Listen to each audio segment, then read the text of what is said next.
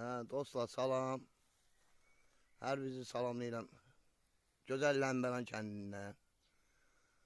Bura görkəmli dövlət xadimi olmuş Əlik Ləmbəlanskinin ata yurdudur. Baxın.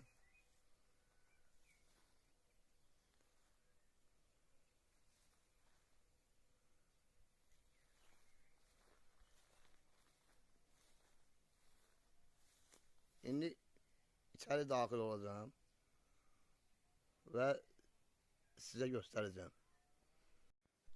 Əlik Ləmbəlanski, baxın dostlar, bu evdə doğulub boya başı çatmışdır.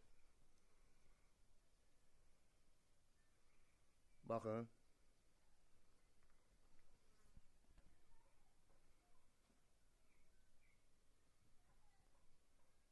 Baxın dostlar.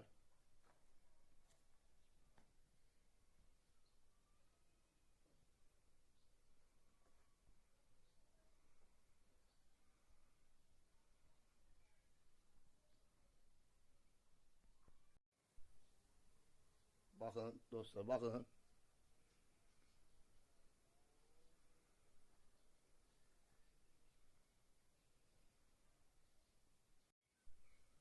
Bak buralar Əlik Ləmbəlanskinin ata ocağı olmuştur dostlar. Allah cəmi ölənlərə rəhmət eləsin. Bəli.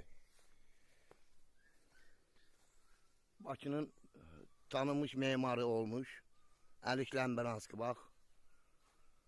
Bu məhəllədə böyüyüb boya başı çatmışdır.